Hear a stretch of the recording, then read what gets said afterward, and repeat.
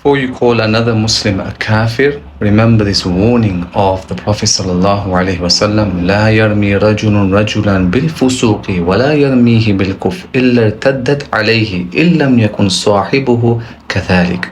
Hazrat Abu Zar radiallahu anhu reported that he heard the Prophet sallallahu alaihi wasallam say, no man accuses another man of fisq, sinfulness or open disobedience, nor does he accuse him of kufr, except that the accusation returns upon him if the one accused is not as he claimed.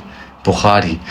The hadith is not generally understood to mean that the speaker literally becomes a kafir whenever he wrongly accuses another Muslim. However, it is severe, a warning to rebuke the Muslims for making such accusations lightly and taking takfir lightly, and the grave sin, blame and danger of that statement that returns upon the person who uttered it, and he will be accountable for it. Takfir is not a small matter.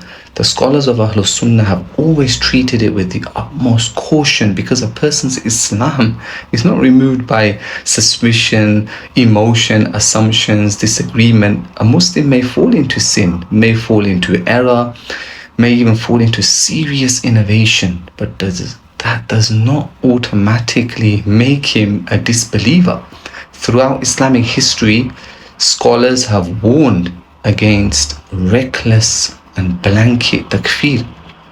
Going back, the Khawarij became infamous for hastily declaring Muslims to be disbelievers. Because of this, the scholars of Ahlussunnah repeatedly emphasized that takfir is one of the most serious rulings in Islam and must only be approached with knowledge, justice, and great caution. Then later in the 18th century, Muhammad ibn Abdul Wahhab and the movement associated with him became the subject of major controversy throughout the Muslim world.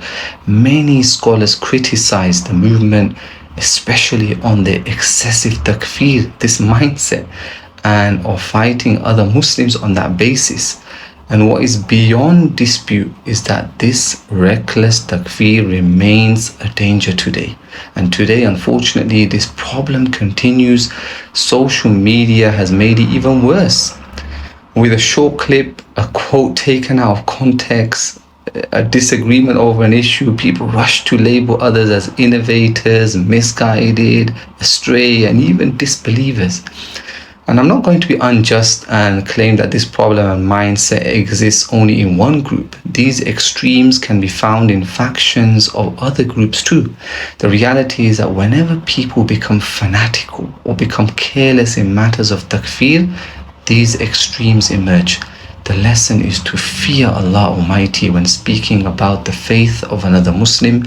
The scholars taught that before takfir can be made upon a specific person, strict conditions must be fulfilled and barriers must be removed. It's not based on emotions, group loyalties, or internet debates. The tongue that is quick to make takfir should fear standing before Allah Almighty and being questioned about every word it uttered. So be careful with takfir.